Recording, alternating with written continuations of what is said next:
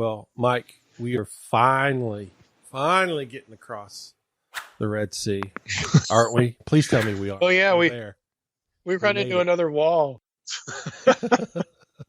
We've made it, Another right? mess, another quagmire. It's not as bad as chronology, but sort of close. We're going to do this in two parts because the first part today, I'm just going to go through the itinerary, not place by place, because to be honest with you, most of the places in the Exodus itinerary, nobody has any idea where they are. And that contributes to the issue of where's Mount Sinai, because it's going to determine what route they took and where, as to where you end up. But there are certain things in the itinerary that you can know for sure. So we're going to hit those. And there's this big problem of the quote unquote Red Sea, related to the crossing, just the description of it, just how it's described. I'm not talking about a problem with the miraculous. If you listen to this podcast for any amount of time, I don't have any problem with the miraculous. But there are problems in just how this thing is described that will become evident in our episode today. That part two, I'm going to look at the crossing in an entirely different way, not in terms of geography, like sort of, boots on the ground geography, even though part two will deal with real geography. But I want to get into the issue of how the Exodus plays off of and can be read through the lens of Egyptian cosmic geography, the theological messaging that the whole thing would have conveyed to an Egyptian, which I think is going to be a lot of new stuff for listeners, but it's as you can imagine, it's kind of dense.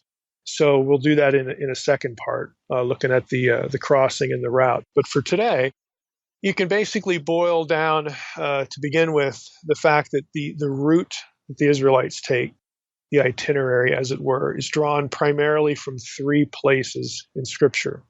And they don't always exactly agree. And that's part of the problem with the route. Some of them are more complete than others. And those three places are Exodus 13. So we're going to pick up a little bit in the prior chapter. Exodus 14, obviously. And then Numbers 33, which is a really important passage for all this. So if you look at Exodus 13, going back to the previous chapter, and you get to verse 17. I'm just going to read verses 17 through 22 because it gets us sort of into the trip, as it were. We read this.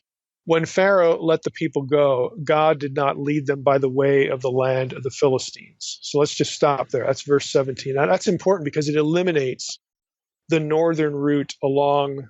They're leaving the delta. Just think of your map of Egypt. At the top, you've got that, the delta with all the tributaries from the Nile flowing into the Mediterranean. Well, there's an eastern border to all that extends all the way down, really to the left tip of what we know as the Red Sea, the Gulf of Suez. But this eliminates the northern route, like following the coastline of the sea. It just explicitly, God says, that's not the way we're going. So God did not lead them by the way of the land of the Philistines. Again, the Philistines were on the coast because the Philistines were descendants of the sea peoples or part of the sea peoples. We know that from Egyptian history and so on and so forth. So that eliminates that, even though it was near, verse 17 said. So again, it's very clear where we're starting this narrative. The Israelites are leaving the Egyptian delta, the store cities of Pithom and Ramses. Okay, we're in the delta. And so God's like, we're not going to go the closest way. We're not going to go by the land of the Philistines. For God said, this is the rest of verse 17, lest the people change their minds when they see war and return to Egypt. In other words, as soon as there's a conflict, if we go the easy route, they're going to want to turn back. So God says, we're not doing that. Verse 18, but God led the people around by the way of the wilderness toward the Red Sea.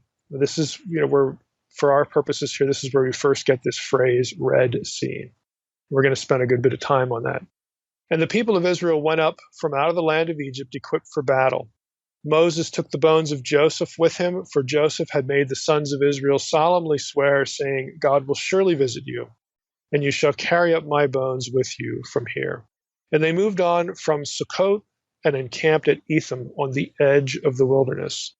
And the Lord went before them by day in a pillar of cloud to lead them along the way, and by night in a pillar of fire to give them light, that they might travel by day and by night. The pillar of cloud by day, the pillar of fire by night did not depart from before the people. So again, we get this little note that they encounter, or they're going toward the quote Red Sea. Red Sea, again in Hebrew, the full phrase as it's translated in English Bibles is Yam Suf, which literally means sea of reeds. Now in part 2, when we deal with Egyptian cosmology, there are some scholars who wonder if Suf, remember the Hebrew Bible didn't originally have vowels, and certain consonants did double duty as vowels. And the Vav consonant could be a U vowel, like in Suf, or it could be an O vowel, as in Sof.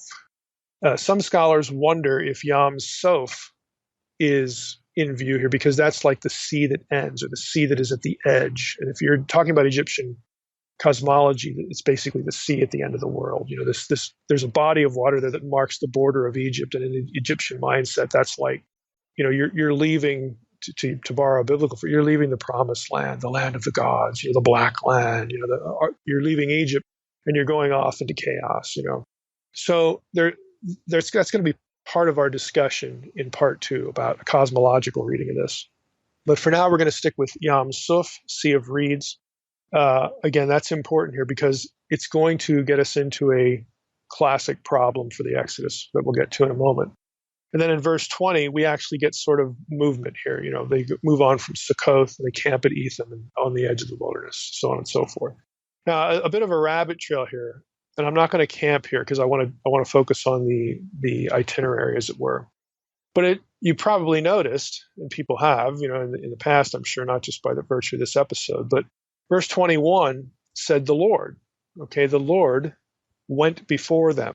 He's leading the camp of the Israelites in a pillar of cloud, and then at night a pillar of fire. So it's the divine name, it's Yahweh goes before them. Now what's interesting about this, in Exodus 14, we read this in verse 19. The angel of God, who was going before the host of Israel, moved and went behind them. And the pillar of cloud moved from before them and stood behind them. Well, wait a minute, I thought it was the Lord who was out front, but here it's the angel of God that's out front. And then you have the pillar of the cloud move as well and stand behind them. So, I mean, it raises this issue. You know, the wording pretty clearly says that the people are led by both the angel, at the very least, both the angel, he and the Lord were going before the Israelites, because they're both put there, and then they both move behind. But then that raises the question is, well, is this the two ways of referring to the same being? Now, we can't necessarily say that here because there is something visible, the pillar of cloud and the pillar of fire, so that the presence of God could be in there. And you could also have an anthropomorphic figure, the angel, also out front leading ahead. So you could have the presence of the two powers, as opposed to saying that there was only one thing they could see. Well, evidently there's two things they can see. They can see the pillar, whether it's cloud and fire, and then the angel, you know, the angel of God was also going before Israel. So this is another interesting passage when you get to the two powers in heaven stuff, because very clearly you've got at least two figures. You can't necessarily say that they're only looking at one thing. They're probably looking at two, but one of them is an anthropomorphized Yahweh, okay, the angel of God, because he's interchanged positionally with the presence of the Lord himself. So again, I'm not going to camp on this, just a passing note there because I want to focus on itinerary stuff. So as far as the steps, we're going to utilize Numbers 33, and we just read a few verses in chapter 13. We hit, chapter 14. So Exodus 14 sort of presupposes, the context of Exodus 13:20. Exodus 13:20 said they moved from Sukkot and they encamped at Etham on the edge of the wilderness. And so Exodus 14 kind of picks up from that point. The chapter begins this way. Then the Lord said to Moses, "Tell the people of Israel to turn back and encamp in front of Pi Hahirot, between Migdol and the sea, in front of Baal or Baal Zephon. You shall encamp facing it by the sea." For Pharaoh will say to the people of Israel, they're wandering in the land. The wilderness has shut them in, and I will harden Pharaoh's heart, and he will pursue them, and I will get glory over Pharaoh and all his hosts. And the Egyptians shall know that I am the Lord. And they did so. The Israelites did so. So we get, again, a little bit more in terms of geographical points. We have this Pi-Hahirot place, whatever that is. We've got Migdol. We've got Baal Zephon. So if we take that in conjunction with Exodus 13:20, Sukkot and Etham, we're beginning to have a sort of a station by station, commentary. But if we go to Numbers 33, specifically Numbers 33:5, we actually get another place from which the journey actually begins. It doesn't begin at Sukkot. Sukkot's going to come. If you read Numbers 33:5, it says, so the people of Israel set out from Ramses and camped at Sukkot. And then they leave Sukkot, and then they camp at Etham, which is on the edge of the wilderness. That's Numbers 33:5 and 6. So it sounds exactly like what we read in Exodus 13 and Exodus, we're leading to Exodus 14. I might as well throw in Numbers 33:7 here. I'll just read 5 through 7 here. So the people of Israel set out from Ramses. That's where they actually begin. And again, that makes sense because of the Pithom and Ramses thing from Exodus 1:11. And they camped at Sukkot. And they set out from Sukkot and camped at Etham, which is on the edge of the wilderness. And they set out from Etham, and they turned back to Pi-Hahirot, which is east of Baal Zephon, and they camped before Migdol. So we get all the place names that we've already encountered in Exodus 13 and 14, but we get the actual starting point here in Numbers 33, verse 5. So the order that we have here is Ramses, that city, that place, Sukkot, Etham, and then we get this Pi-Hahirot, Baal Zephon, and Migdol. So this is our little concatenation of place names that we have to sort of start with. So they sound a lot like each other. And if you go back to Exodus 13, just think about this. I want to set something in Numbers 33 up. Exodus 13 sounded like, okay, we're on our way. We're not going north. We're going to leave Sukkot. We're going to camp at Etham on the edge of the wilderness. The Lord's leading us. And then we hit chapter 14, and the Lord says, tell the people of Israel to turn back and camp in front of Pi-Hahirot between Migdol and the sea, and in front of Baal Zephon. You shall encamp by it, facing the sea. For Pharaoh will say to the people, hey, they're wandering around the land. The wilderness has shut them in. Pharaoh's like, I love the line from the Ten Commandments where Yul Brynner, Pharaoh looks at the situation, and he sees the Israelites with the sea to their back. And he says, the God of Israel is a poor general. He doesn't really need to worry too much about whether he graduated from West Point or not. I just love the line because Pharaoh's going to basically eat the words pretty quickly. But the sense you get here as we start chapter 14 is that this is a precursor. These place names are an immediate precursor to the crossing of the sea. Okay, that's just a face value, sort of reading of it. I mean, it just sounds that way, and I think that's pretty transparent. Tell the people of Israel, turn back, camp by Pi-Hahirot between Migdol and the sea in front of Baal Zephon. You shall camp facing it by the sea. Now, if you keep reading in Exodus 14, let's just read verses 5 through 18, that observation that these places, this concatenation of place names, is leading up to the moment of the crossing, because that's basically what happens here. So Exodus 14, verse 5, and again, just bear with me. There's a point to doing it, rehearsing all this. Verse 5 says, when the king of Egypt was told that the people had fled, the mind of Pharaoh and his servants was changed toward the people. And they said, what is this we have done, that we have let Israel go from serving us? So he made ready his chariot, took his army with him, and took 600 chosen chariots and all other chariots of Egypt with officers over all of them. And the Lord hardened the heart of Pharaoh, king of Egypt, and he pursued the people of Israel while the people of Israel were going out defiantly. The Egyptians pursued them, all Pharaoh's horses and chariots and his horsemen and his army, and he overtook them, where? And camped by the sea. Now you'll notice in chapter 14, we have now 3 references to the sea. None of them say Red Sea. The phrase Red Sea never occurs in chapter 14. It does in 13, and it will in 15, but it doesn't occur in chapter 14. So hold on to that little factoid, because you can see again, this is where the the conflict and the climax is going to happen here. So he overtook them and camped at the sea by Pi-hahirot in front of Baal-zephon, which is exactly where we read earlier that they were camped.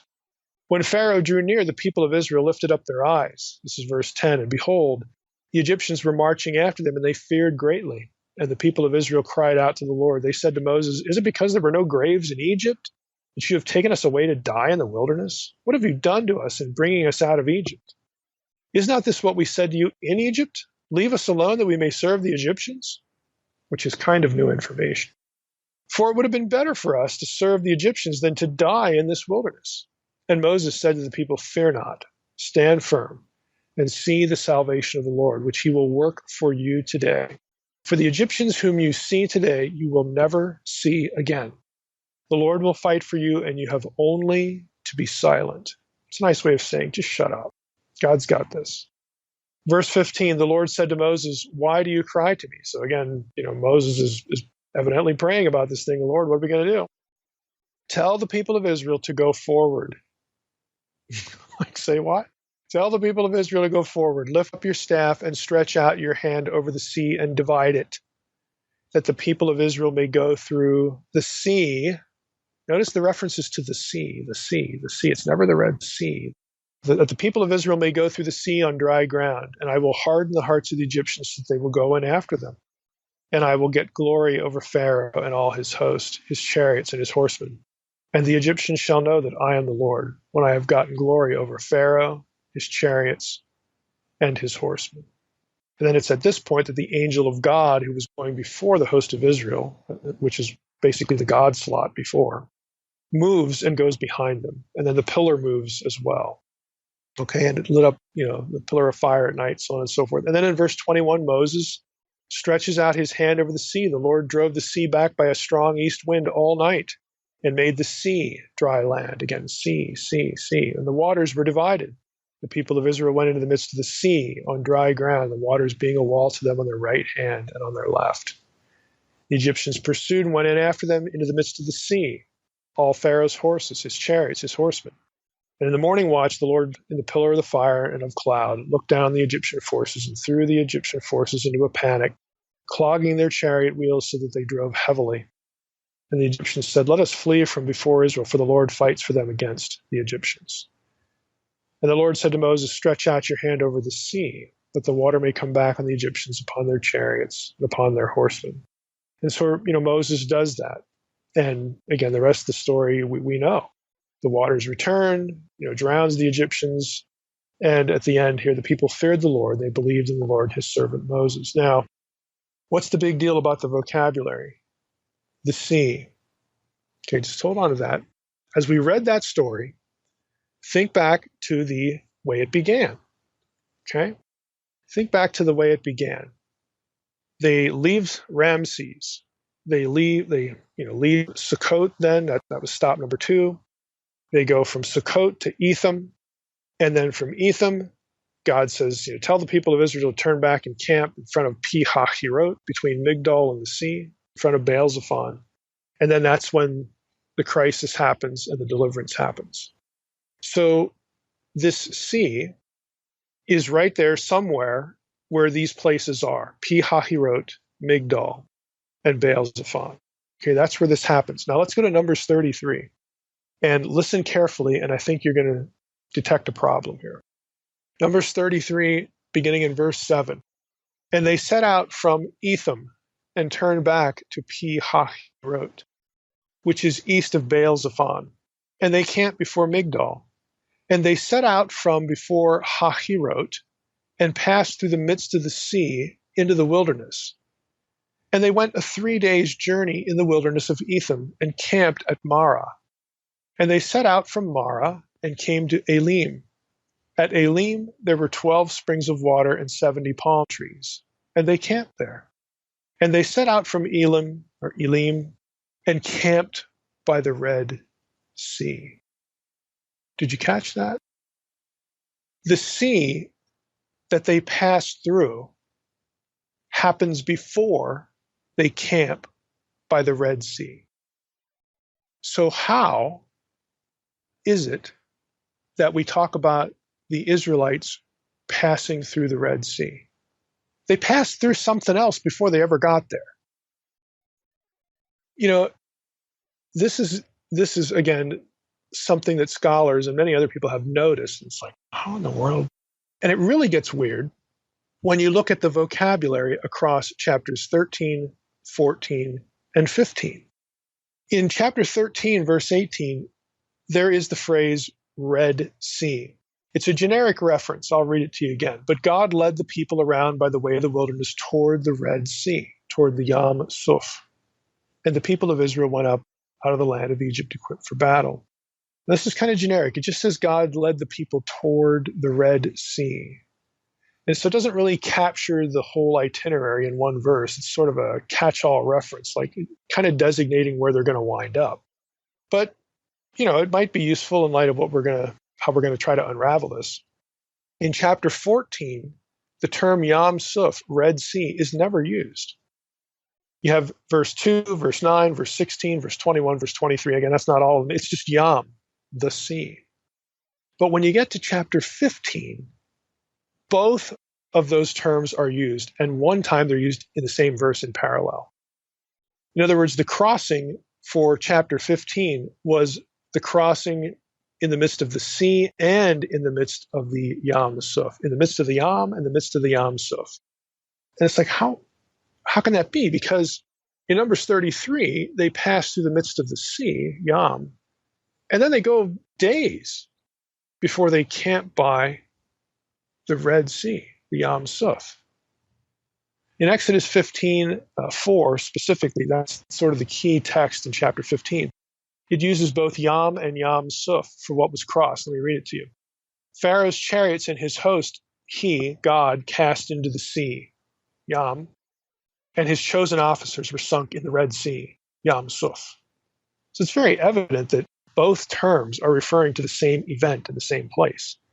But yet Numbers 33 seems to separate them by days. Like, how does that work? What body of water did the Israelites cross, if we're reading Numbers 33, if it wasn't the Red Sea? But then how could it not be the Red Sea if Exodus 15 uses that term in parallel to just the sea? So we kind of have a double conundrum here. How can they be separate but the same? And how can they be different geographical places? Because in Numbers, they're separated by days, but still be the same. So how can they cross something, that it's just weird. Like, it looks like there are two places at one time, but they're all still the same. Again, people have noticed this, and it's become kind of a classic problem for this passage, and it relates to, it contributes to, if that's the right word, makes worse would be a better word, but it contributes to the problem of, after whatever it is they crossed, which way are they going? Because you first have to settle the crossing problem and have it somehow be both the Red Sea, but yet not the Red Sea. And then, once they're out, God's going to tell them, we're going to read about them turning. Which way do they turn? Because that's going to dictate the route, and that's going to dictate what you think about Sinai, the destination. So all these problems sort of, again, are mixed together, which, again, I'm hoping you're seeing is again, why this is a struggle for interpreters to figure out, and nobody has it figured out. But, where'd they go? Which way did they take? Where'd they end up? What's Sinai? What's the Red Sea? What's this other sea? I mean, all these questions that just go into just a straightforward reading of the passages, the three main passages anyway, that talk about the journey. Like, what in the world's going on? Now, Hoffmeier, James Hoffmeier, has spent a good deal of effort resolving the problem of the Yam Suf. That's kind of how it's known to scholars, the problem of the Yam Suf, the problem of the Red Sea, or the Sea of Reeds.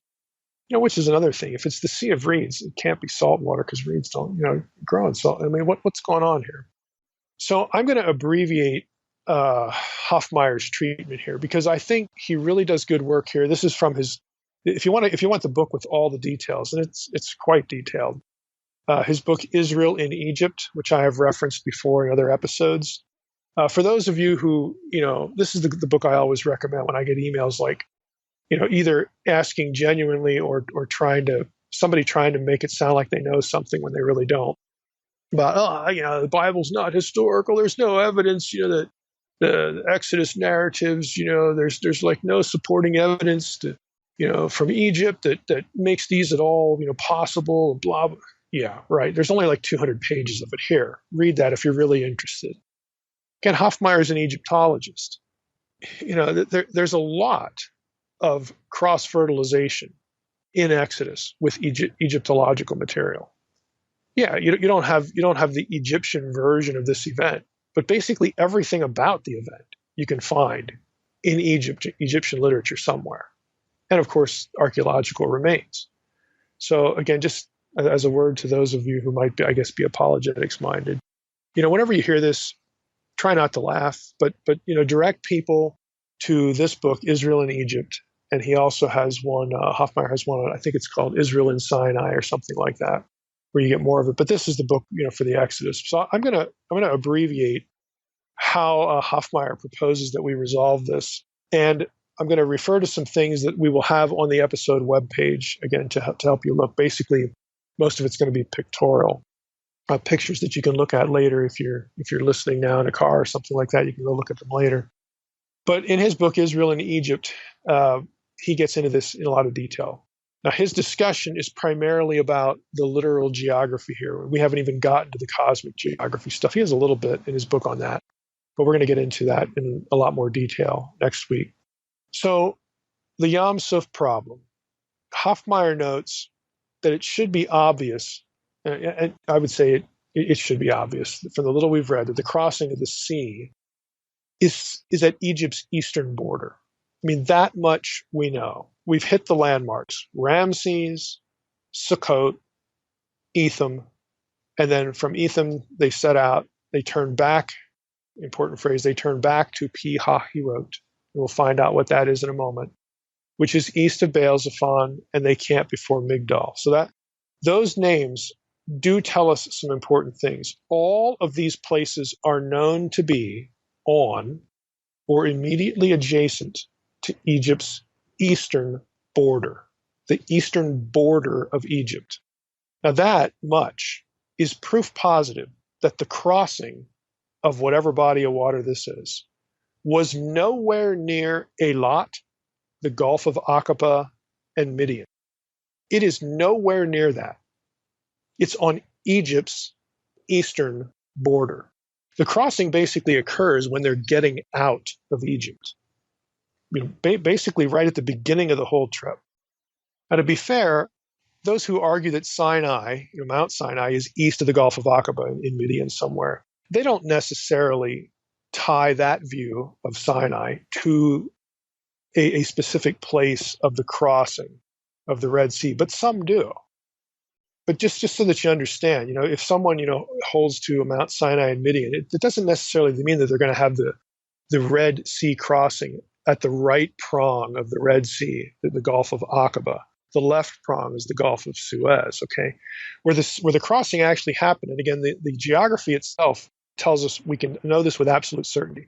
The crossing occurred on Egypt's eastern border. That's where these places are, and they are all known, okay? Anyone on the internet or anywhere else that tells you that the Israelites crossed anywhere in the right prong of the Red Sea, the Gulf of Aqaba, that like the crossing at Nuweiba or some other such crossing to get the Israelites into Midian from Mount Sinai, you can safely ignore any crossing view of the right prong. It completely ignores everything that is known about these place names. Again, that doesn't mean that you've argued against Mount Sinai in Midian. There are other problems with that, as we've talked about. But there are some who tie these two things together. I mentioned the Nuweiba crossing. That was associated with, I believe, Ron Wyatt. And it's on the internet. I mean, if you Google this, you're going to run into this view. This view textually is not possible because of the geographical names. So any view of the crossing on the right prong of the Red Sea is just not correct. I mean, don't waste your time even thinking about it. And you're going to get some goofy archaeology that tries to prove this and that. Look, all you need to do is go read the itinerary and look up these place names in academic sources, and you're going to find out they're all known and they're all on Egypt's eastern border. So we're done with that. Let's go back to the actual Yam Suf problem. Hoffmeier takes Exodus 15:4, where both Yam and Yam Suf are used in parallelism, to describe the body of water that was crossed. Now, his hypothesis, listen to this carefully.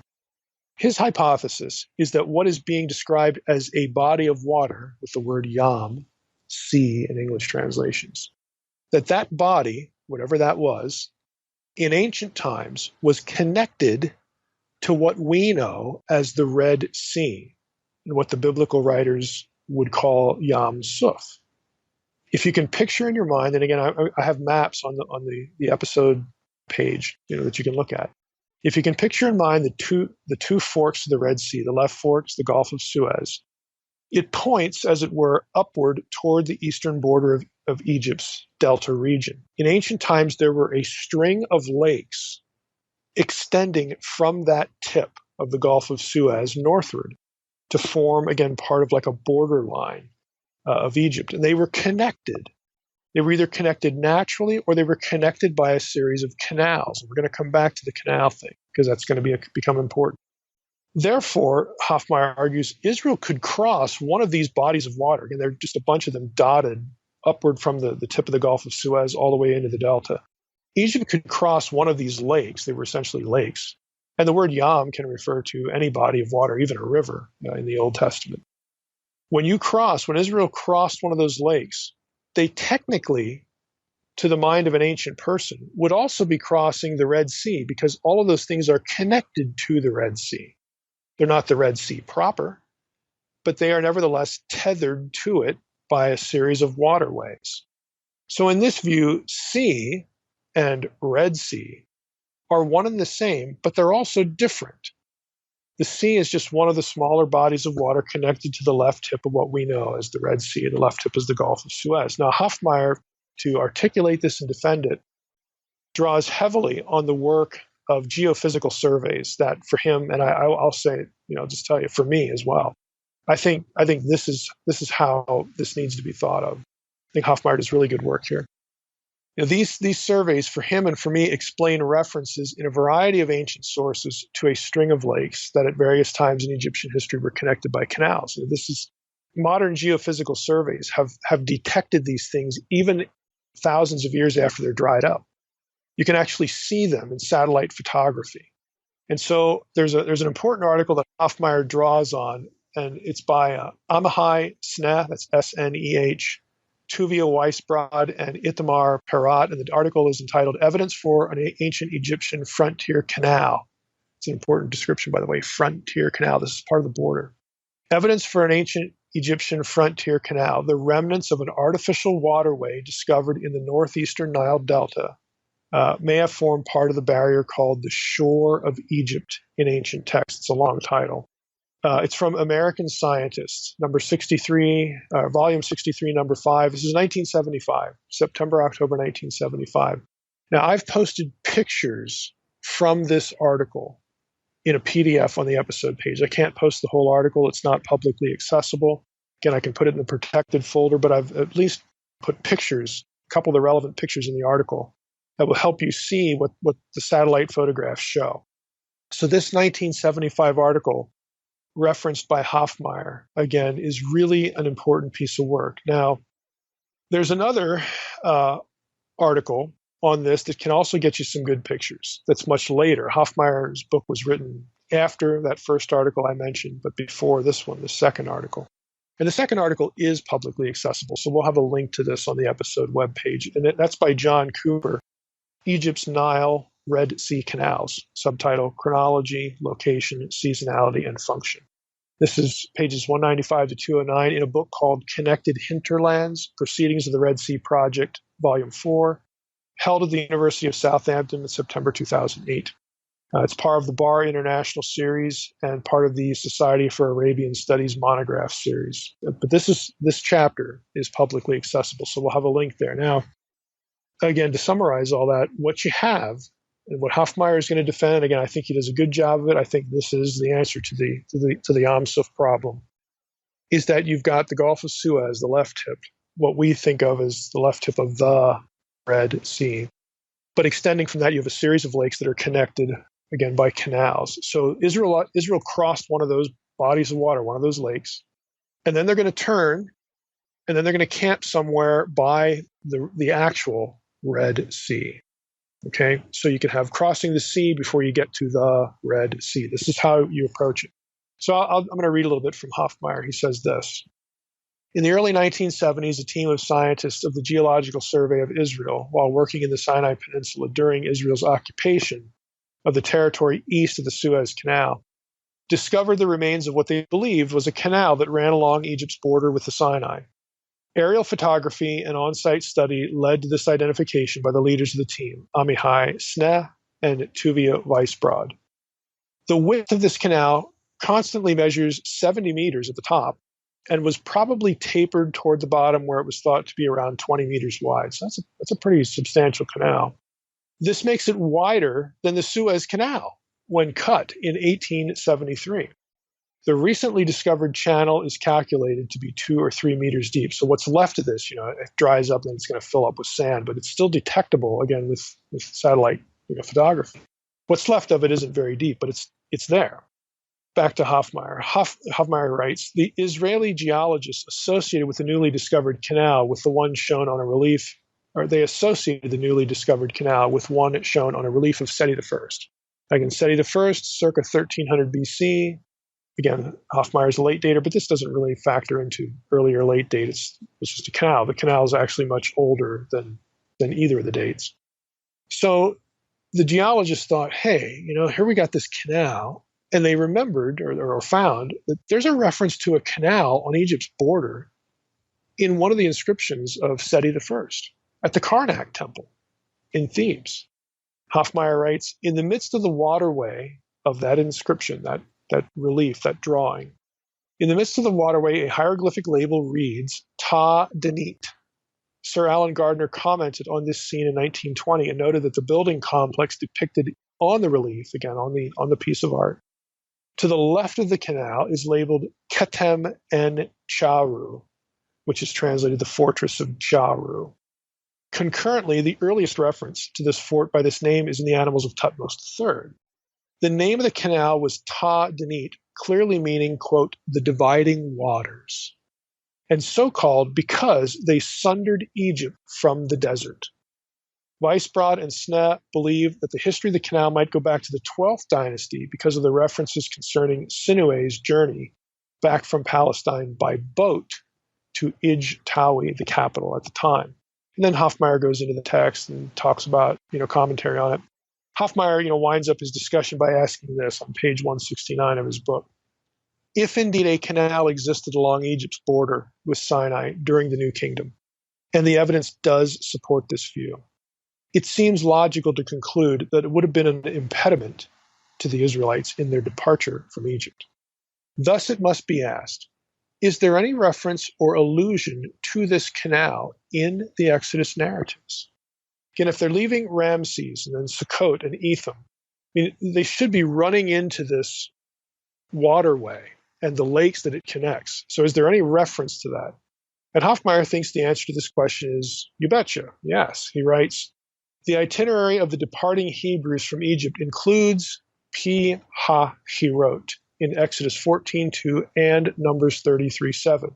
Scholars have long attempted to find an Egyptian etymology, Egyptian source, origin, for Pi-ha-Hirot because of the initial element Pi, which in Egyptian would be per.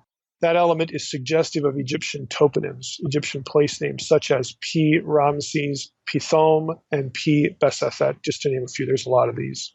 So when scholars, let me stop there, when scholars saw Pi-ha-Hirot, they thought, this is probably a term that comes from Egyptian.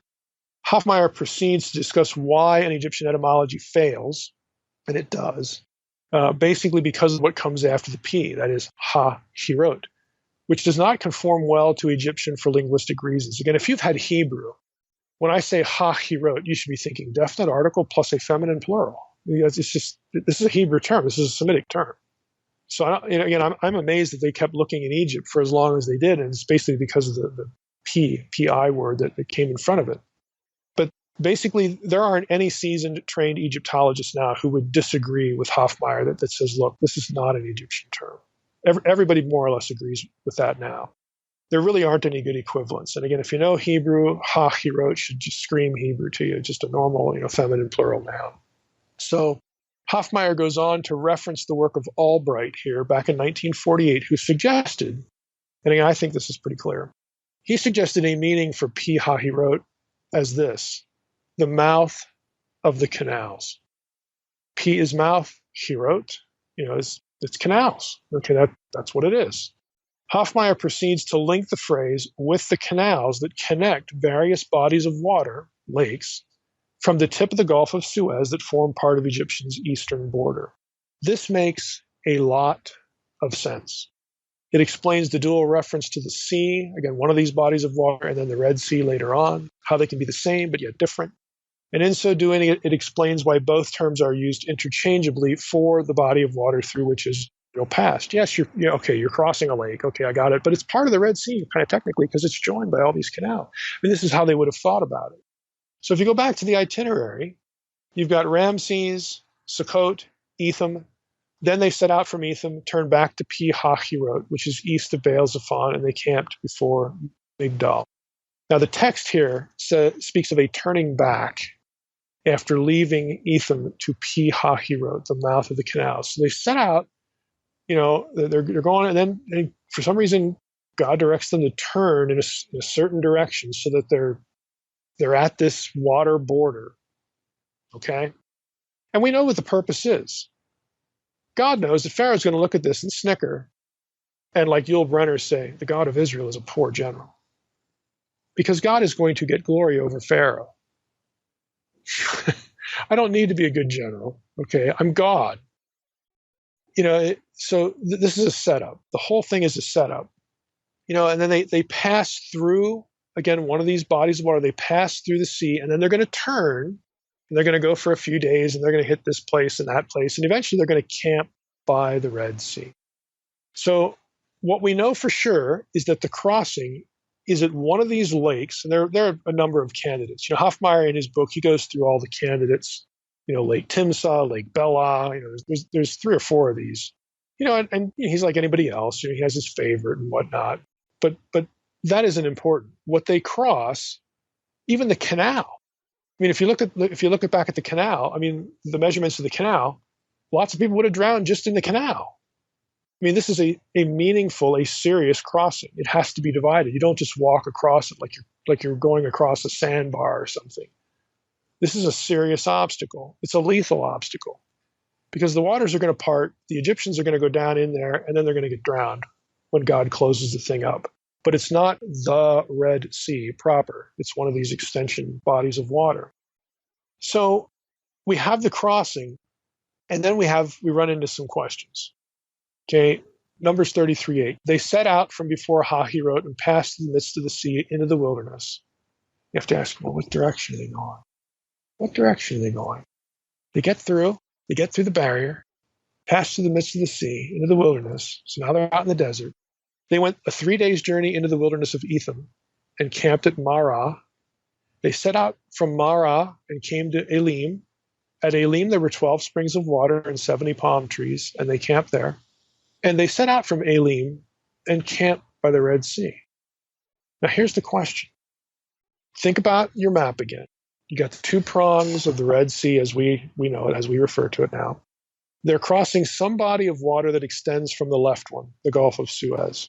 They get through, the Egyptians are drowned, now they're out in the wilderness. Do they turn south, or do they go more or less straight across the wilderness? And the answer is, nobody knows. If you believe in the traditional site of Mount Sinai, which is way, way south, Jebel Musa, you're going to say, oh, they must have turned south. If you don't believe that that's where Mount Sinai is, you're going to say, oh, they must have just gone straight across, because after all, there are caravan trails there. They could follow a caravan trail. And there are caravan trails there. There have been since, thousands of years, See, that's the question. Once you get past the crossing, where are they going? Because from this point on, while the early place names are known with certainty, none of what follows is known with certainty. And frankly, there's only really even a guess at one or two of them. And it's nothing more than a guess. So here we are again. How do we take this information and know where they end up? Now, Levine's, just to illustrate this for you, Levine's commentary on Numbers 33, this is Baruch Levine in his Anchor Bible series. I just want you to, it's not just Mike saying nobody knows where in the world these things are. This is Levine's commentary. He says, from Etham, and Pithom, at the beginning, the Israelites turn back to Pi-Hahirot. Again, this is the setup. God's putting them in an impossible situation so that he can show Pharaoh who's God. Okay, they turn back to Pi-Hahirot, which is facing Baal-Zephon, encamping before Migdol. None of these, three toponyms has been positively identified, but the name Migdol means watchtower fortress, and that's West Semitic rather than Egyptian. In context, it's certainly located in the Egyptian Delta region.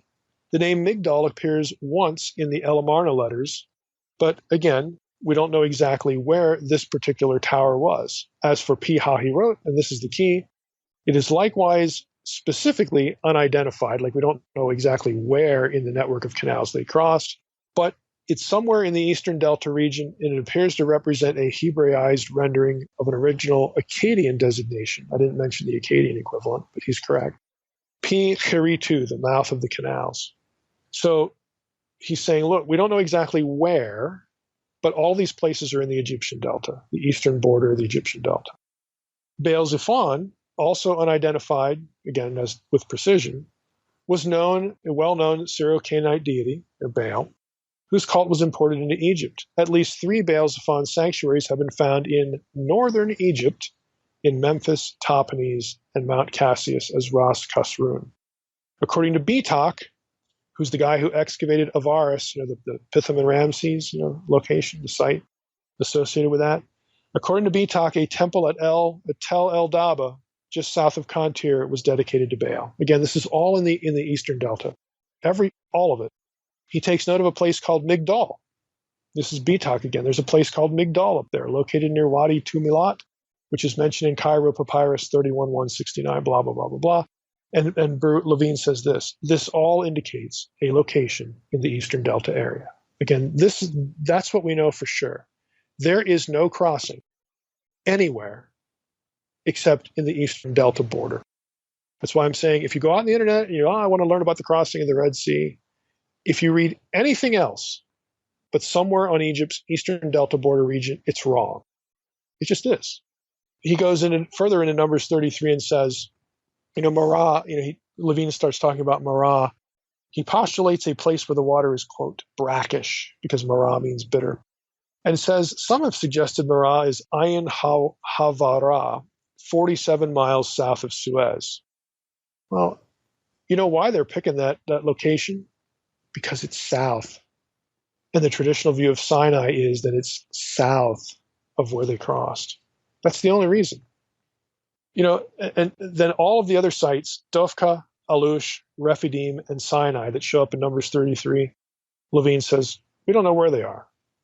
So what you have is after the crossing, you have a situation where the place names in any view, not just a view you like or don't like, but in any view, they are all speculation. And again, I'm hoping to see how it matters. Once they break through, once God brings them through, you got 2 choices. And again, I have a map on the episode website for this. And where people think they went, where, is directly related to where people, let me say it this way, where people think or try to argue, let's put it that way, that's even better. Where people try to argue these other place names are in Numbers 33 depends entirely on where they think Sinai is. And most people will say, well, Sinai's down there near St. Catherine's Monastery, Jebel Musa, way, way, way down there between the forks. So it's obvious, quote unquote, obvious that we should expect to find these places moving southward after the crossing. Well, it's actually not obvious because you're letting one preconceived conclusion dictate your methodology and your conclusions for the other stuff. But the alternative views do the same thing. You have to realize that everybody's in the same boat. Some people are going to, say, well, Har Karkom is Mount Sinai again, and because that's Mount Sinai, then they went directly across. Or they're going to say, oh, Mount Sinai somewhere, in that Edom, border with Midian area, like we talked about in earlier episodes. So if you like that view, you're going to take them straight across. If you think Mount Sinai is east of the Gulf of Aqaba over in Midian proper, you're going to take them straight across. That's what you're going to do. Your view of the location of Mount Sinai will dictate where you look for these place names and how to defend and try to defend certain sites as being these places. But the reality is nobody knows. So that's the unfortunate situation. But again, all of that is really dealing with what do we do with the toponyms, the actual geography here. Next time in part 2, what I want to do is backtrack to some of these things. The phrase Yam Suf, see at the end, the whole concept of Egypt. When you leave Egypt, you go into the wilderness and it's chaos, and all this kind of stuff. I mean, the Egyptians thought this way too. They thought their land was the best land. We're the top people of civilization. The gods love us. Blah blah blah blah blah. Everywhere else is bad and inferior, and it's not Egyptian. Okay, so if you're looking at it that way, as an Egyptian, there are going to be certain things about the narrative and about some of these locations that are going to speak theology to you. They are going to be religious, theological, polemic statements because, again, of the worldview that's involved. So next time we're going to devote a second episode to the crossing and again, some of this location, but try to take a different angle for it, Egyptian cosmology, and I think you'll find it interesting. I'm not saying that you have to pick between a cosmological interpretation of the itinerary and the crossing or a historical one. You don't. It's a both and, not an either or. It's just different ways of looking at the same data points. Well, let's jump into part 2. Again, this is just it's going to be supplemental, but it's going to be new stuff. So, see, now I'm tempted to say, this is kind of like what Trey and I were talking about off the air, like, taking something familiar and then adding new stuff to it. So I don't know, maybe it is, maybe it isn't. But I think, I wanted to add this because it's something that I've come across in the past and I find really interesting. Again, a way to sort of just look at what's a real familiar story from a different but related, angle. So in part 1, and again, if you haven't listened to part 1, it's not like you have to listen to part 1 for this, but I'd still recommend you do that. In part 1, we talked, we focused kind of on the Yam Suf problem, the Sea of Reeds, or Red Sea problem. Like, what does that phrase mean? Why do we have a sea and a Red Sea that are separate but yet the same? And, all that kind of stuff. And that problem is linked to ambiguities in, physical place names. In Exodus 14, in the itinerary, the narrative, and other passages, namely Numbers 33 is the other big one. So that's what we spent our time on last time. It's sort of the physical geography and its ambiguities and its problems. So this time, though, I want to look at the Exodus event broadly from a cosmic geographical perspective, mostly from the way an Egyptian would be thinking, and then kind of again how the writer, who I would think certainly if there's Mosaic material here, and I'm certainly not opposed to that. I'm not like I've said many times before, I'm not a Moses wrote every word of the Torah person, but I'm not a JEDPer either, and I don't see any specific impediment that we couldn't have a Mosaic hand in lots of places in the Pentateuch. If it was, then the Egyptian connection is obvious. Even if it's not, this is just going to be part of the larger Egyptian worldview that, would have been known in the broader ancient Near East among people who could write, the literate class, the scribal class. So I want to get into, again, how the Egyptians essentially sort of looked at their world and the way they viewed the relationship of their gods, specifically solar deities, to that world, and then how that sort of informs, or could possibly inform, reading the Exodus crossing again, just like the plagues, as a theological polemic. Now, Hebrew Bible scholars occasionally traverse into this territory. It is not frequent, though. The first place I ran into this was a Journal of Biblical Literature article that was republished in a book by Bernard Batto. That's Batto. And it was entitled The Reed Sea. I've never had Latin here, so I might butcher this for someone who has had Latin, but the Requiescat in pace, it's sort of Latin, I think, for rest in peace. So like he's putting this to rest. And Batto takes a skeptical view about, this actually being a literal historical event. And he sees this chapter and the whole episode as sort of historicized mythology or theology. In other words, it's a theological polemic only. It has no bearing on historicity. Of course, that is not my view and the view of many others, but that's where Batto's coming from. Nevertheless, this was a really interesting article. I'm not going to necessarily agree with all of what Batto said, and Hoffmeier, who we referenced a lot in part one, does interact briefly with Batto. It's one of the few times I've seen Batto's work referenced in studies on Exodus. But I found it really interesting, and that's going to be the first sort of foray into this. We're going to talk about Batto's thesis a little bit, and then we're going to transition to something more recent. Batto's article was in 1983, so it's over 30 years old. And this idea that I'm going to describe, that he writes about, wasn't original to him either. He actually picks up on some things from a 1965 article by Snaith, and Snaith, the Yam Suf, Sea of Reeds, the Red Sea. That was in Vetus Testamentum. Batto's article was in Journal of Biblical Literature, again in 1983. So this has been around for a while, but it's just not referenced very much. Now, what Batto does, and Snaith before him, again, to a certain extent, the argument is that the word suf, Yam Suf, which we've talked about extensively here, should not be read as Yam Suf, but it should instead be read as Yam Sof. That would be a different word in Hebrew. You have to recall, Hebrew, again, has no vowels. Originally, it used certain consonants to mark vowel sounds. One of those consonants is the vav, which can be the vowel u or the vowel o. So Yam Suf or Yam Sof. Everybody takes it as Yam Suf, but Batto, again following Snaith, had this idea that, maybe we've been misreading this. Maybe it said we should be vocalizing it Yam Sof, and the word Sof means end. So it would be the sea at the end of the land, or the sea which is at the end.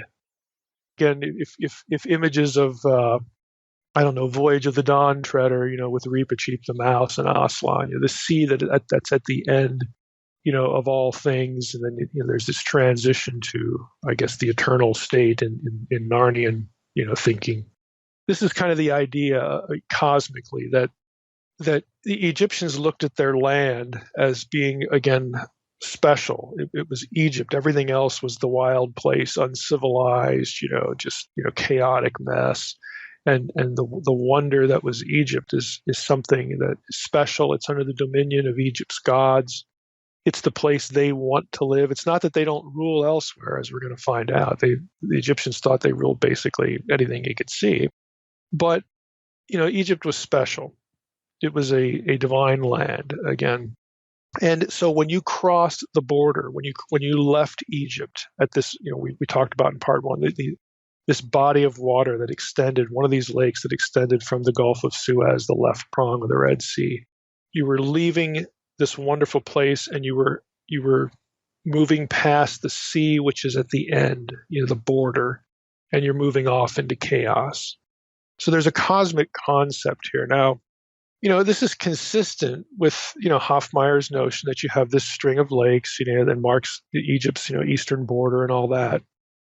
So this isn't different in that respect, but sort of how it would have been perceived is what's different. Batto, by arguing this, he wants to say, well, the story is what it is just because, you have this notion. We don't have a literal, crossing of the sea. We don't have a miracle here. But what we have is we have a bunch of, vagabond Israelites leaving Egypt and it's this, they're going off into cosmic chaos, that kind of thing. So he tries to develop the content of the chapter along these mytho-cosmic themes. Okay, that's what he's trying to do. Now, you might say, well, is there any real justification for this?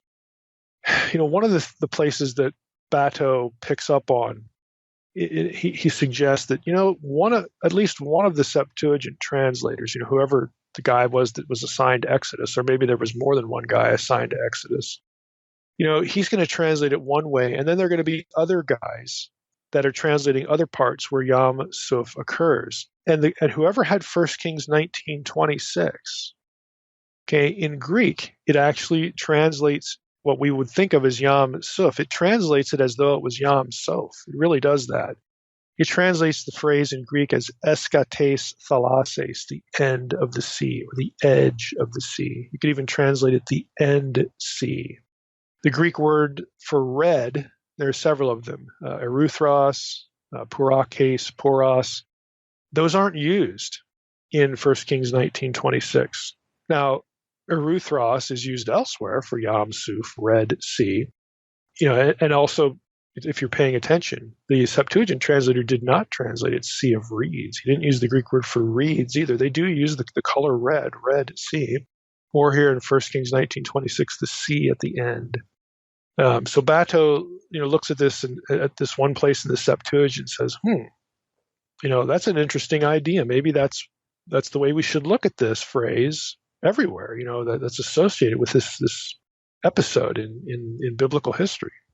Maybe that's what we should do. And you might be wondering at this point where the sea got its name, because if the Septuagint translator does in fact use the Greek word, one of the Greek words for the color red, so that there had to be somebody in antiquity that would call this body of water the Red Sea. If you're wondering, who was the first person to do that, nobody really knows, and some have theorized that the name comes from the fact that Edom, okay, the people group, the place of Edom, controlled the tip of the Gulf of Aqaba, which is the point of reference in 1 Kings, elsewhere. When it mentions the Red Sea. So Edom was associated with red dirt.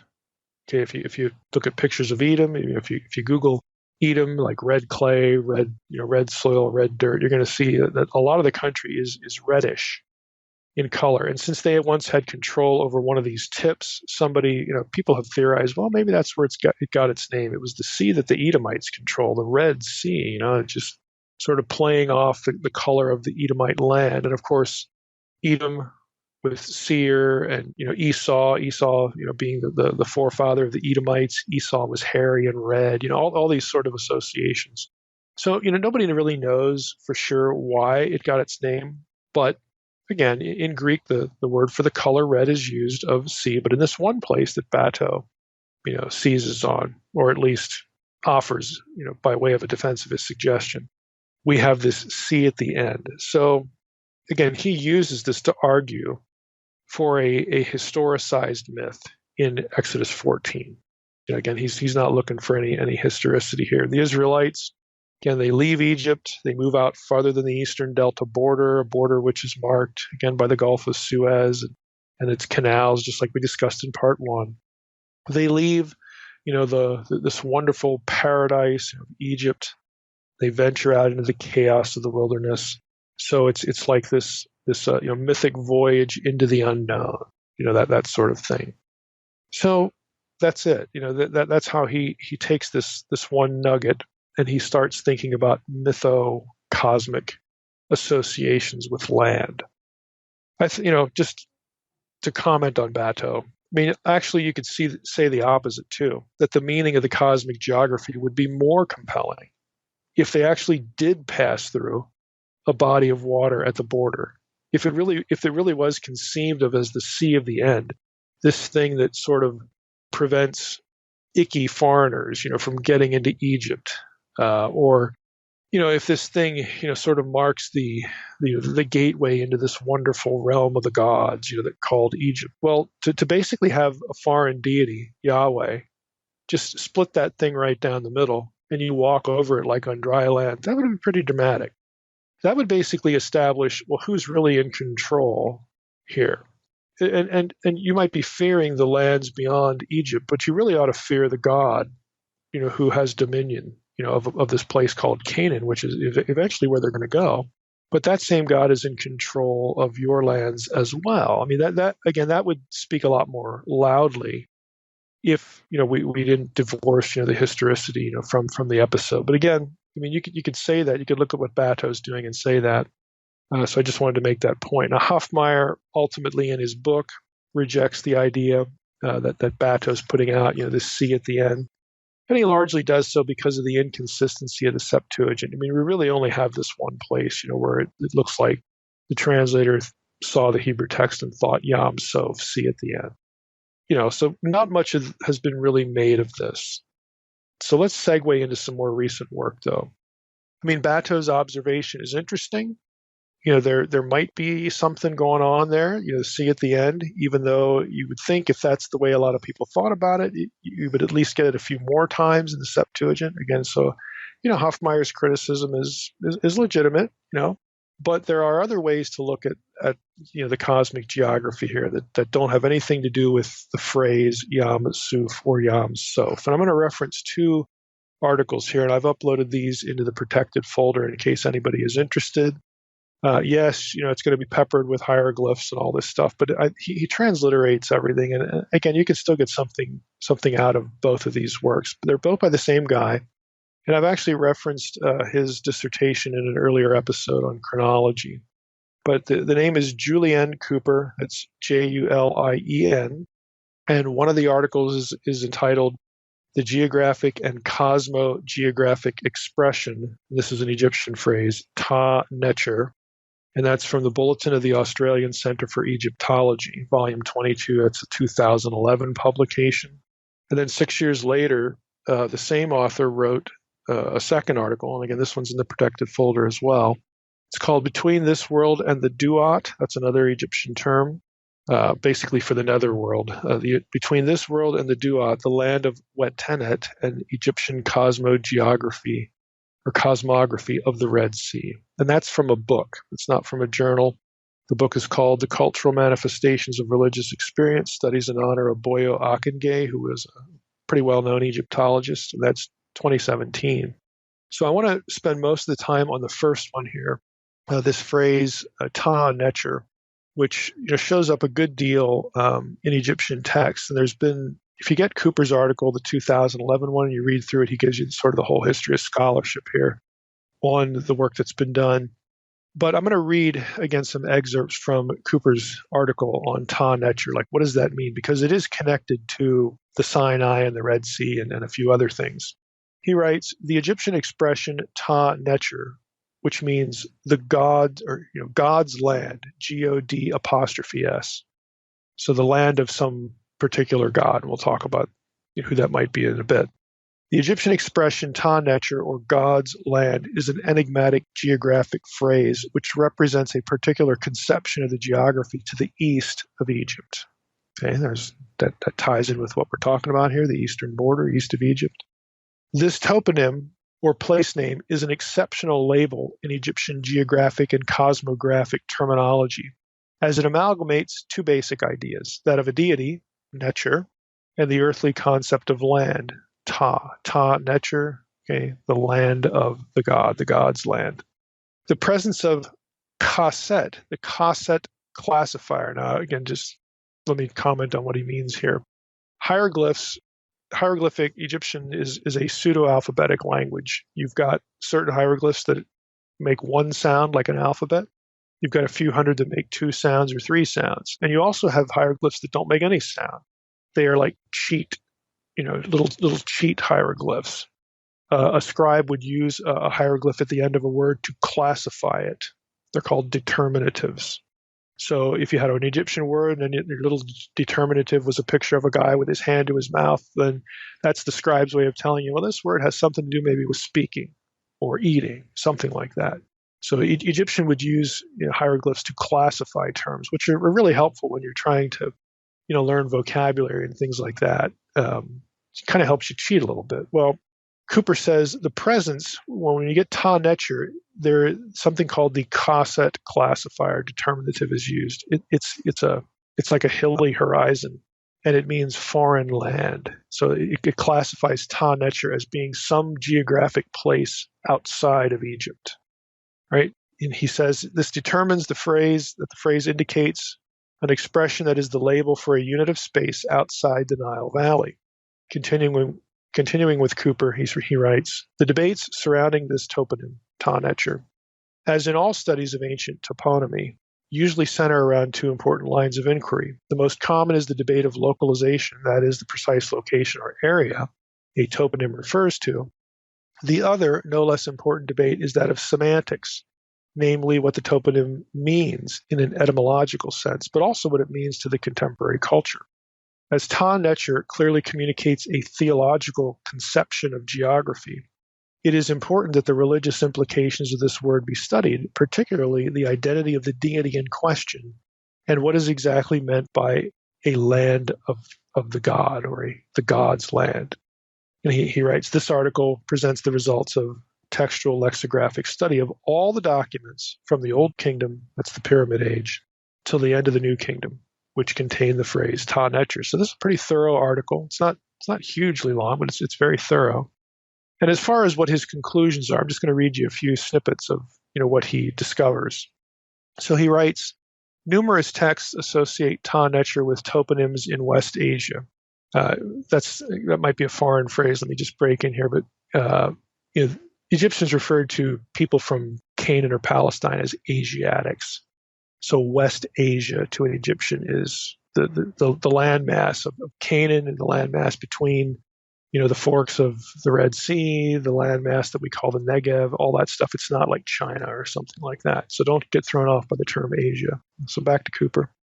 He says, numerous texts associate Ta Netcher with toponyms in West Asia.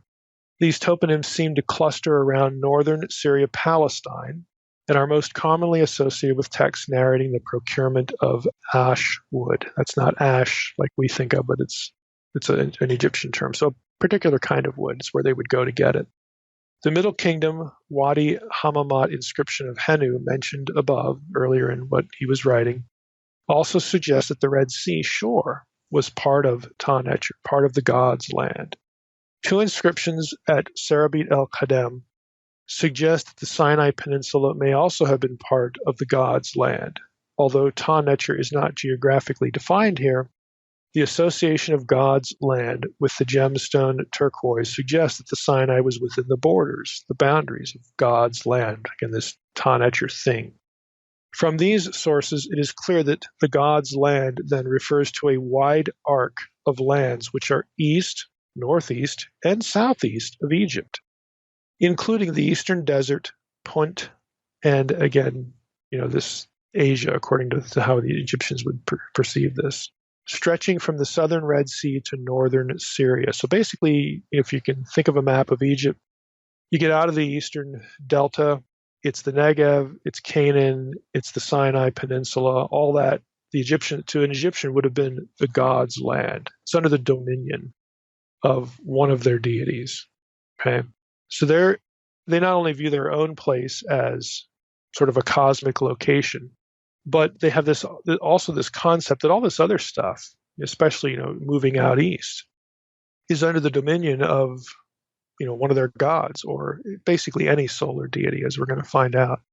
Now that's interesting because of course, in the biblical storyline, none of that is the case, and in fact, the exact opposite is. This is where Yahweh is going to encounter the Israelites, certain patriarchs. Of course, there's a land of Canaan, so it's diametrically opposed to how an Israelite would look at things, really 180 degrees away. So a few more comments from Cooper, the cosmography of Ta Netcher. And in this section of his article, he's talking about religious texts in particular. He said these religious texts use the god's land, in this phrase, Ta Netcher, in terms of cosmography. That is, how Egyptians map the general features of the universe, including heaven and earth, usually relating it to the solar cycle. Ta Netcher is associated with the eastern horizon. Now, you should already be thinking about the sun. The sun rises in the east, okay? Ta-Netzer is associated with the eastern horizon and the home in Egyptian theology of the eastern souls. Again, this has something to do for an Egyptian with, what happened during the sun. So let me just break in here. If the sun rises in the east every morning, and then it traverses the sky, goes through the sky, and you can see it, and then it descends, on the opposite horizon. Okay, we talk about the sun going down. We know the sun isn't really going down, but this is the language we use, the ancients used.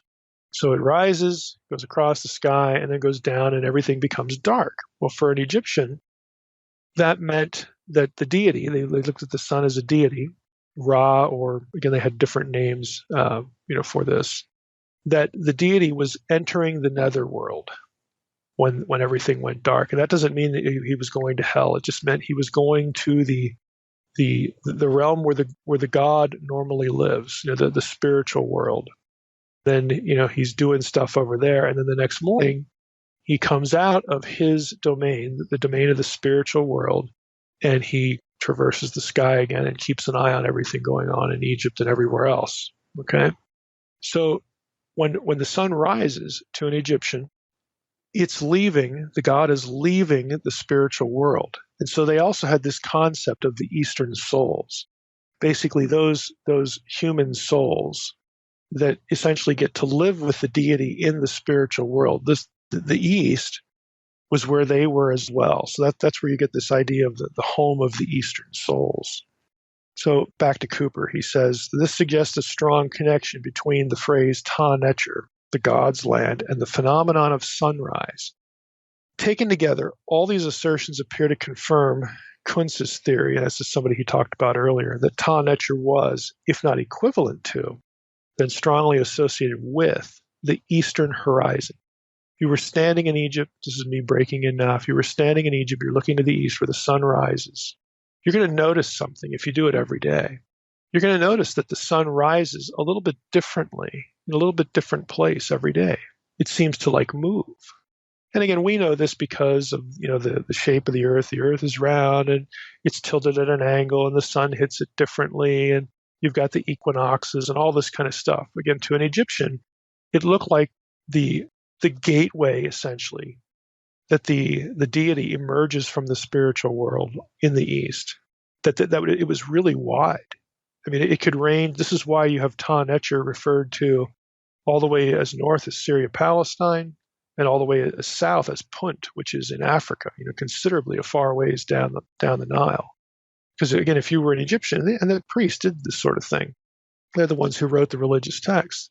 They're watching this, and there's movement, there's a range, that of this gateway, and so their idea of Ta-Netzer, just to make it a summary here, is that all of the land, the physical land, that was sort of between the two far points, the northern point and the southern point, where the sun rises and it moves back and forth. All of that was the God's land. That was under the dominion of the solar deity. Again, that was a place where he would come up and start inspecting things, on Earth, and then at the end of the day he would go back into the netherworld and then rise again the next day. So that's why you have this long, swath of land that was perceived this way. The motion of the sun across the horizon, would explain why we get these sort of northern and southern extremes. As the sun god rose, again at different points in the horizon between what we now know as the solstices, he would visit these regions. He would be above Punt some days. He would be above, Canaan some days. He would be above the Negev or Sinai or, any of these places in between. He was visiting those places because he was their Lord. His home, the place that he loved the most, of course, was Egypt, because this is where his incarnate son, in the form of Pharaoh, was put. Egypt is the central axis from which Ma'at, earthly and cosmic order, was perpetuated. But the sun god, the sun deity, would visit other places too, because he was interested in them because they were his. It was the God's land. Now, what's really interesting is if you, I'll put it this way: if you take the late date of the Exodus, That means the Exodus occurs after the Amarna period. Now, what you say, who cares about the Amarna period? The Amarna period was when Akhenaten was Pharaoh. And Akhenaten did away with a lot of the normal sun worship. He worshipped not Ra, okay, the sun god. He worshipped the Aten, which was the disk of the sun. He even changed his name, to Akhenaten, okay. The last part of that name is Aten. So he was a worshiper of the actual disk of the sun. That was his main deity. Now, if people say, well, he was a monotheist. Well, yeah, he did have the names of other deities, basically wherever he could get away with it, erased from monuments and things like this. But he didn't. He also thought that he himself was a deity. So he's not. Is that a really a monotheist or what? I mean, people bicker about this all the time. It's not the same as the biblical conception for sure, but this is where he was at. Now, when he dies, he's anathematized by the Egyptians, and they restore. This is one of the reasons why King Tut, even though he died as a boy, was such a big deal, because Tut authorized the restoration back to the old religion, and he got rid of the Aten. He got rid of Atenism, the religion of Akhenaten. And so by the time you hit the Exodus, later on, in the late date, you have Ra sort of back in place and as supreme. And it's really important to an Egyptian because Ma'at has been restored now. We had this burp, we had this awful period of Akhenaten being on the throne, and it threw everything, the whole land, into chaos and all this kind of stuff. And he did. He put the people in a lot of turmoil, because you don't just change all the religion, and just expect people to be happy with it. There were lots of people that weren't happy with it, and everything that was bad that happened got blamed on this change, this sort of thing. So when he's gone, Tut comes back, restores all the old ways, and everything's wonderful, because now we have cosmic order restored, and Ra is in his rightful place. Everything is the way it should be, until Yahweh shows up.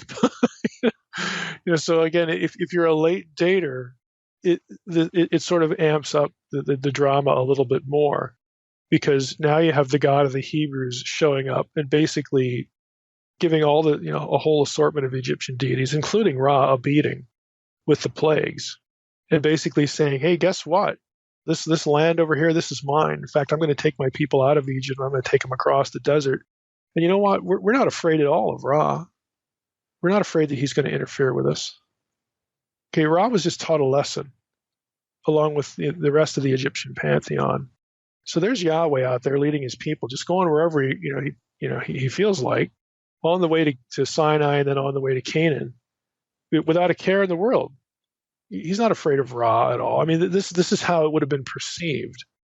Well, we thought that was the God's land, because that's where the sun rises, and that's his turf. And shouldn't. No, we're not scared. We're not even giving him a second thought. Now you can have that polemic if it's before the Amarna period as well. I mean, you don't lose anything with the early date. But if it is after the Amarna period, then we've got something fairly significant here, where it just makes the confrontation a little more dramatic and a little more traumatic for an Egyptian, because you've just your country's just gone through this period that was just such a mess. You thought everything was restored, everything's the way it ought to be, and now we've got this.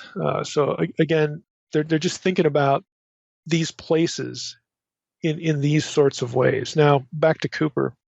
He says the term Ta Necher most commonly occurs in sun hymns. That should be no surprise. Devoted to different solar deities like Ra, Amun-Ra, and Ra Harakti, Ra of the horizon. That's what that phrase means, which strongly suggests an association with solar deities and this concept. When Ta Necher is connected with other deities, it is usually their solar manifestations which are evoked. So again, there's this solar connection. Mut is one where the name of Mut will be connected to Ta Necher, the god's land. But Mut is called the daughter of Ra, and a manifestation of the sun disk in the crossword hymn. That's text 51 from this corpus that he's been using. The goddess Hathor, who is associated with some regions of God's land, is called the Eye of Ra, the sun disk in God's land. In a Ptolemaic text, so even Hathor gets into this too. In another text of this period, Horus as the god of the sky, and the sun is called the one who assesses God's land. But again, there's a solar connection. So this has everything to do with where the sun rises. And again, this is how it would have been perceived. Basically, everywhere that the sun rises, everywhere that the light of the sun reaches, when the sun comes up every morning, that's the God's land. Which is a real broad statement of sovereignty. Again, if you're an Egyptian. So again, it's pretty clear that Ta-Netcher was cosmic in the way it was thought of. All of these places, wherever the sun rises, essentially the sun is a theophany. Think of it as a theophany. The God has come out. He's emerged from his spiritual world, the alternate reality, the spiritual reality, the reality of the divine, and he's surveying his land. And to an Egyptian, that meant dominion, that meant sovereignty, that meant control, that meant ownership, all these things. And when we have the episode with the Hebrews, those concepts just they just take a beating. Because you'd think if Ra is going to show up every day and he sees something he doesn't like going on, something that violates Ma'at, like these Hebrews, doing what they're doing, and all these plagues and this guy Moses and all that Ra would do something about it. Well, that ain't going to happen. And when it doesn't happen, again, that's a theological statement to everybody who sort of knows the worldview. That's a theological statement that is pretty powerful for them. Now, from Cooper's other article, the Duat article, just one brief point from that one, he writes, the Egyptians considered the southeastern regions, specifically, not only directionally associated with solar birth. Again, the sun emerges. He's born. Like in Egyptian paintings, you'll have the sky. The sky goddess was Nut.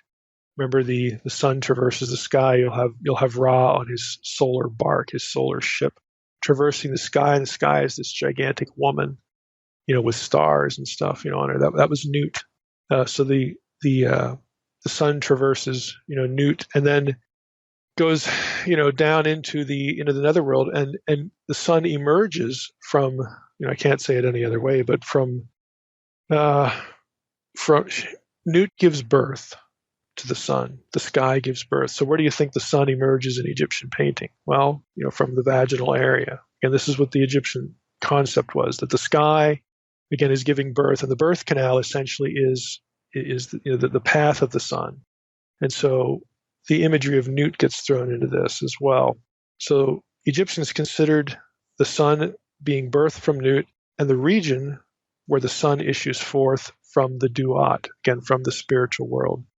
Cosmic theology, writes Cooper, provided a discourse in which Egyptians could speculate on the nature of not only the inaccessible universe and the stars and the skies, the heavens, the gates of the netherworld, the gates of the Duat, but also they could speculate on the boundaries of the real universe where the Duat joined the terrestrial sphere, where heaven met earth. Where heaven met earth is where the sun emerges. And the sun emerges over the horizon, the eastern horizon. And during the course of the year, that horizon gets wider and wider because, again, of science that they don't particularly know, but they can track it. They can see it happening. And so the place where heaven meets earth runs from Syria, North Syria, Palestine, all the way down to Punt. And that is the God's land that belongs to him. It's his domain. It's his doorstep. If you want to use that as an analogy or a metaphor. And again, this is the very place where, just think about what the Lord had told Moses to tell Pharaoh. Let my people go, because we're going to go for a 3-day journey out into the wilderness, and they're going to sacrifice to me. Well, wait a minute. If you do that, you're sacrificing to Yahweh on the God's land. Yeah, we are. And again, that should make a point. So again, these are just examples of the way Egyptians, and again, Israelites familiar, with the way Egyptians thought, would have conceived, some of this language, some of this dialogue, and some of these events. So just to summarize the point, the Egyptians believed that Amun-Ra, the solar deity, owned these lands, and they believed that the solar deity was reborn from these lands every day. These lands were the lands of his appearing. Again, so the sun is like a theophany to an Egyptian, an appearance of the deity himself. And these lands were the place where the spiritual world and the earthly world converged, in that the solar deity emerged from them each day to survey the world that he owns, the world that he has dominion over. Now, we've already saw, if you think back to the episodes we did on the plagues, how the plague of locusts and its associated plague of darkness freaked the Egyptians out. That would have been directly seen as a power play of Yahweh over Ra, because they couldn't see Ra. There's something wrong here. Why is Ra obscured? Why can't we see him? Why is there darkness? Why can't Ra get rid of these, this thick cloud of locusts that are, keeping us from seeing his glory? Why can't he do something about that? So those last two plagues, again, are an attack on Ra's power and sovereignty. And this whole concept as well. So the Israelites aren't just leaving Egypt, to an Egyptian especially. They're headed into lands that were thought to be under the dominion of Egypt's solar deity, Ra, or some of these other deities in their solar manifestation. But guess what? Yahweh is in control of the land where Israel has been. That would be Egypt. He certainly showed he was in control there with the plagues. And he's also in control of the land where they're going. He has dominion, not Ra. Yahweh, and Israel by extension, has no fear of going onto Ra's turf, because Yahweh has ultimate sovereignty. They're going to go out into the desert and worship Yahweh at his mountain, and then the plan is to go to Yahweh's own land, Canaan. He'll lead Israel on whatever route he pleases. No permission is needed from Ra, and even more to the point, Yahweh has laid claim to part of the God's land, Canaan, because it isn't Ra's to claim. It was Yahweh back at Babel. Okay, think of your Deuteronomy 32 worldview here with, the unseen realm and other stuff that I've written, and, stuff we talk about a lot. It was Yahweh who doled out the nations, Deuteronomy 32:8, and set their boundaries as a judgment. Okay, that was Yahweh who did that, not Ra. Ra has what he has because Yahweh lets him have it until he decides that he's done with that. Psalm 82. Again, to a literate Israelite reader, once we have the text as we have it, someone who's familiar with the Egyptian worldview, someone who, is boots on the ground, when we have these sorts of things happening, just the act of leaving Egypt and going out into the desert to sacrifice to Yahweh is a punch in the theological face of Ra. Just that. Because, again, of this concept of the God's land. So I wanted to include this in our treatment of Exodus 14. Again, it was too long to tack on to the first part. But, again, if you're interested in some of this Egyptian stuff, you can look at the articles in the protected folder. But this is the kind of stuff I just kind of like, because it sort of gets you in the head of more of the people that are involved in the story. In this case, namely the Egyptians. Like, what in the world are they thinking? Well, they were freaked out with the plagues, and this is just another episode of them being taught, or sort of a visual aid to discerning who's really in control here. Again, it's the defeat of their gods, and specifically the most important one, the solar deity, which, again, it's not just that the sun rises and sets every day, but that is connected to the annual flood of the Nile, which keeps Egypt alive. Okay, Egypt is not Egypt without calendar and the regularity of what happens with the Nile. It doesn't exist. It dies. So, again, all these things are connected in the Egyptian mind, and they're connected to Ma'at, the divine order that supposedly the Egyptian gods established. And that all just gets smashed in the Exodus episode. So, again, I just wanted to tack this on, and hopefully it provides another perspective, a little bit of a different trajectory on the Exodus event. Next week, we will get into Exodus 15, and like I said earlier, we're not going to traverse the event, blow by blow again. But there are things in Exodus 15 that, again, just provide a little bit of insight into cosmic geography, again, some of the worldview and how people are processing what's going on, both in terms of Israelites and Egyptians.